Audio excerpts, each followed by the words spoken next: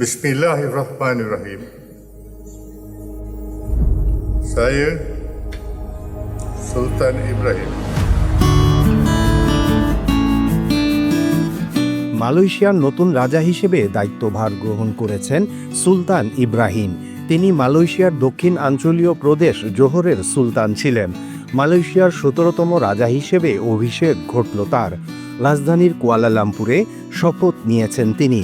অভিষেক অনুষ্ঠানও হয়েছে সেখানে। আগামী ৫ বছর এই পদে থাকবেন সুলতান ইব্রাহিম। জোহরের সালতানাত পরিচালনার পাশাপাশি মালয়েশিয়ার শীর্ষ ব্যবসায়ীদের মধ্যেও একজন তিনি। রিয়েল এস্টেট, খনিসহ বিভিন্ন খাতে ব্যবসা রয়েছে তার। ৬৫ বছর বয়স্ক সুলতান ইব্রাহিম যেই রাজ পরিবার থেকে এসেছেন, সেই রাজ পরিবার ১৬ শতক থেকে জোহর প্রদেশের ক্ষমতাসীন রয়েছে।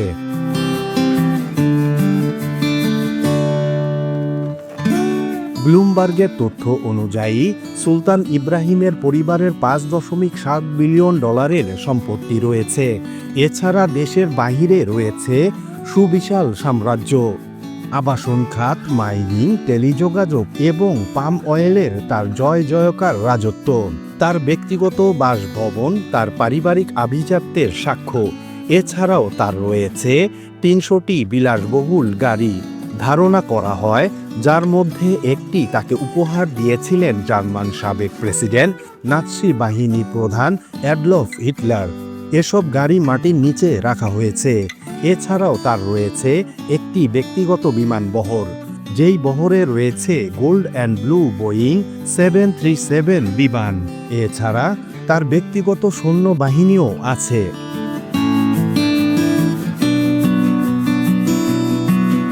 ব্লুমবার্গের প্রতিবেদনে মালয়েশিয়ার এই নতুন রাজার ৫.৭ বিলিয়ন ডলারের সম্পদ থাকার কথা উল্লেখ থাকলেও এটি আরও অনেক বেশি বলে ধারণা করা হয়।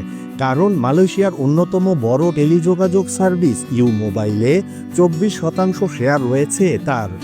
এছাড়া অন্যান্য বেসরকারি খাতে প্রায় ৫৮৮ মিলিয়ন ডলারের বিনিয়োগ রয়েছে। সিঙ্গাপুরের সিঙ্গাপুর বোটানিক গার্ডেনের কাছে তার ৪ বিলিয়ন ডলারের একটি জমি ও পার্ক রয়েছে।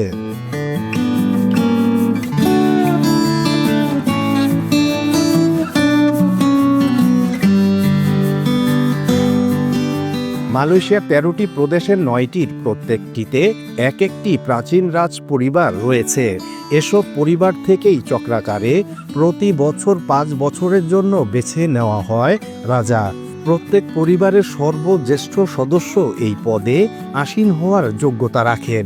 ১৯৪৮ সালে ব্রিটেনের কাছ থেকে স্বাধীনতার পর থেকে এই প্রথা চালু রয়েছে দেশটিতে। মালয়েশিয়ার রাজতন্ত্রকে বর্তমানে বিশ্বের বৃহত্তম রাজতন্ত্র বলে গণ্য করা হয়। দেশটিতে গণতান্ত্রিক শাসন ব্যবস্থা প্রচলিত এবং দেশটির সরকার মন্ত্রী পরিষদ দ্বারা শাসিত। মন্ত্রী পরিষদ ধাঁচের সরকারে রাষ্ট্রপতির যে ভূমিকা থাকে, মালয়েশিয়ার রাজার ভূমিকা তেমনই, অর্থাৎ আনুষ্ঠানিক।